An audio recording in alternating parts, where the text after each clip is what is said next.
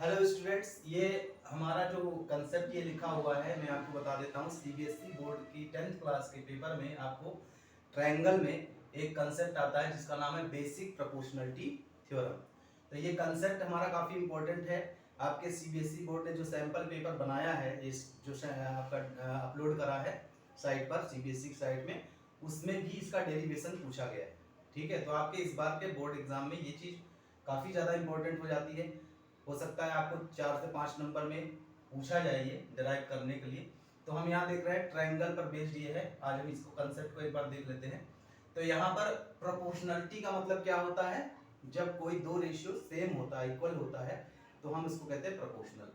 तो ये हमारा दो रेशियो सेम होने पर ही ये बेस्ड है। तो यहाँ देख रहे हैं ट्रायंगल, ये ट्रायंगल है। देखते हैं यहाँ पर कंसेप्ट क्या बताया गया है बेसिक प्रोपोर्शनलिटी थ्योरम में। इसको हम थेल्स थ्योरम भी कहते हैं। कंसेप्ट ये है कि if a line is drawn parallel to one side of a triangle, किसी ट्रायंगल, ये ट्रायंगल है ए बी सी, ठीक है, ये ट्रायंगल ए बी सी है। कह रहे हैं कि a line is drawn parallel to one side, एक साइड के पैरेलल में अगर हम एक लाइन ड्रॉ करते हैं, यानी कि बीसी के पैरेलल एक लाइन ड्रॉ करा गया है। एल क्या है? ये एल हमारा बीसी के पैरेलल एक लाइन है, ठीक है, जो ट्रायंगल के अदर टू साइड को ये डी और ई पर इंटरसेक्ट कर रहा है। तो यहाँ पर ये जो रेशियो होगा इनका AD upon DB is equal to AE upon EC होगा। यहाँ लिखा हुआ है if a line is drawn parallel to one side of a triangle intersecting other two side, यानी कि अदर टू साइड को इंटरसेक्ट कर रहा है, then it divides the two side in the same ratio, यानी कि ये सेम रेशियो में डिवाइड होगा। AD upon DB is equal to AE upon EC होगा। तो ये चीज हमारा कंसेप्ट में बताया गया है। अब हम इसको डराइव करेंगे। इसको प्रूव करने के लिए एक सिस्टमैटिक तरीका होता है। आप इसको सिस्टम को फॉलो नहीं करोगे इस तरीके के सिस्टम को, यानी कि आपको पहले गिवन लिखना है, फिर टू प्रूव लिखना है, फिर कंस्ट्रक्शन लिखना है, और फिर इसका प्रूफ करना है। ये सभी चीजें लिखनी पड़ेगी सिस्टमैटिक से, इसी सीक्वेंस में होना चाहिए, तभी आपको इसके पूरे नंबर मिलेंगे। तो यहाँ पर सबसे पहले हमने लिख लिया गिवन। गिवन में क्या लिखा? ट्रायंगल ABC, हमें ट्रायंगल ABC दिया है, and line L parallel to BC, एक लाइन L है जो कि BC के पैरेलल है, intersect AB at D, AB को D पर इंटरसेक्ट कर रहा है और AC को E पर इंटरसेक्ट कर रहा है। ये चीज हमने यहाँ लिख लिया, ये गिवन है। और हमें प्रूव क्या करना है? टू प्रूव में AD upon DB is equal to AE upon EC, ये हमें यहाँ पर प्रूव करना है। इनका रेशियो जो है इक्वल शो करना है, ठीक है। तो इसके लिए यहाँ पर कंस्ट्रक्शन भी किया गया है। कंस्ट्रक्शन यहाँ लिखा, क्या करा कंस्ट्रक्शन में? ड्रॉ EL, EL, E और L, ये एक परपेंडिकुलर बनाया, परपेंडिकुलर का साइन है। EL perpendicular on AB and DM, DM ये है DM परपेंडिकुलर ऑन AC, ठीक है। तो यहाँ पर हमने एक परपेंडिकुलर बना लिया और BE और CD को ज्वाइन कर दिया, ठीक है, BE और CD को ज्वाइन कर दिया। तो ये हमारा ये क्या है? कंस्ट्रक्शन है। यहाँ पर DM परपेंडिकुलर है, EL परपेंडिकुलर है, और BE और CD को ज्वाइन कर दिया, ठीक है, ये कंस्ट्रक्शन हो गया। इसके बाद प्रूफ में हम क्या करेंगे? प्रूफ में हमारा बेसिक कंसेप्ट लगा हुआ है, क्या है? Area of triangle. Area of triangle क्या होता है? 1/2 बेस इनटू हाइट। क्या होता है? 1/2 बेस इनटू हाइट। तो एरिया ऑफ ट्रायंगल ADE, ये ADE वाला जो ट्रायंगल है, इस ट्रायंगल का एरिया क्या हो जाएगा?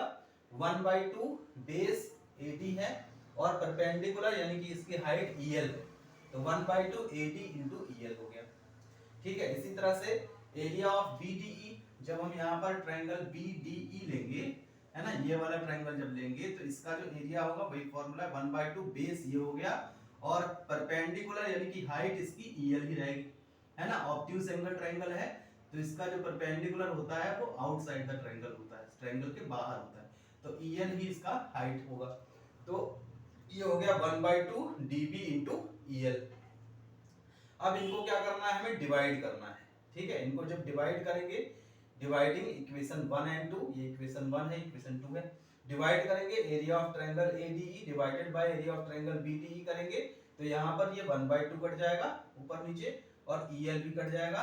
क्या बचेगा इसमें? AD अपॉन DB बचेगा, ठीक है, AD अपॉन DB इसमें बचेगा।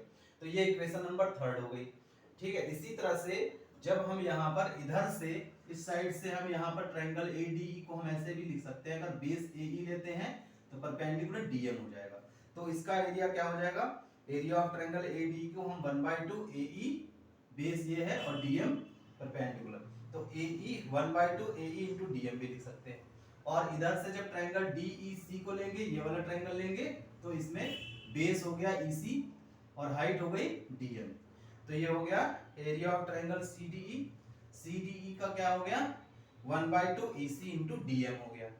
और अब जब इसको डिवाइड करेंगे तो 1/2 कट जाएगा और DM कट जाएगा, ये हो जाएगा AE अपॉन EC, है ना। AD अपॉन DB इधर आ रहा है, AE अपॉन EC इसमें आ रहा है ना। तो अब ये दोनों यहाँ पर हमें इक्वल करने हैं। अब एक बात देखो यार, इसमें आप लेफ्ट साइड में देखोगे एरिया ऑफ ट्रायंगल ADE इधर है, यहाँ भी इस इक्वेशन में भी एरिया ऑफ ट्रायंगल ADE ऊपर है, नीचे वाले डिनोमिनेटर में एरिया ऑफ ट्रायंगल BDE यहाँ है और इसमें ट्रायंगल CDE है। तो ये कब इक्वल होगा, जब ये दोनों इक्वल होंगे। ऊपर न्यूमरेटर तो इक्वल है, डिनोमिनेटर इक्वल होना चाहिए। तो अब डिनोमिनेटर इक्वल कैसे होगा, यहाँ पर लिखा हुआ है area of triangle BDE is equal to area of triangle CDE। Equal क्यों है, 9th क्लास में आपने कंसेप्ट पढ़ा है, अगर दो ट्रायंगल सेम बेस पर हो, है ना, और बिटवीन सेम पैरेलल। देखो ये दोनों जो ट्रायंगल है, कौन से ट्रायंगल, ये वाले, ये ट्रायंगल जो आपका ये वाला है और ये ट्रायंगल, ये दोनों ट्रायंगल जो अभी आपने यूज किया है ऑब्ट्यूज एंगल ट्रायंगल, ये दोनों सेम बेस पर, इनका बेस क्या है DE इनका कॉमन बेस है, ठीक है, और ये बिटवीन सेम पैरेलल लाइन है, तो इनका एरिया क्या होगा, इक्वल होगा। यही लिखा है both triangles are on the same base and between same parallel, तो एरिया इनका इक्वल होगा। अब ये डिनोमिनेटर का भी एरिया इक्वल हो गया, तो डिनोमिनेटर भी इक्वल हो गया, न्यूमरेटर ऑलरेडी इक्वल था, इस वजह से लेफ्ट साइड इक्वल हो गया, तो ये राइट साइड भी इक्वल हो जाएगा। तो फ्रॉम ये हमने लिख दिया थर्ड फोर्थ और फिफ्थ, थर्ड फोर्थ और ये फिफ्थ इक्वेशन है, इनसे हमें मिल जाएगा AD upon DB equal to AE upon BC, जो हमें प्रूव करना था वो मिल जाएगा। तो ये आपका यहाँ पर कंसेप्ट है, ये कंसेप्ट यहाँ पर एक्सरसाइज में भी इसके क्वेश्चन पूछे गए हैं। इसी को हम कहते हैं बेसिक प्रोपोर्शनलिटी थ्योरम या फिर थेल्स थ्योरम। कभी कभी हमें स्टेटमेंट के साथ पूछा जाता है, तो हमें स्टेटमेंट भी पता होना चाहिए। कभी कभी BPT नहीं लिखा होता, बेसिक प्रोपोर्शनलिटी थ्योरम एग्जाम में नहीं लिखा होता, सिर्फ स्टेटमेंट लिखा होता है, तो हमें स्टेटमेंट भी पता होना चाहिए। तो ये थ्योरम पूछा गया है, आपको उम्मीद है ये समझ में आया होगा। Thank you.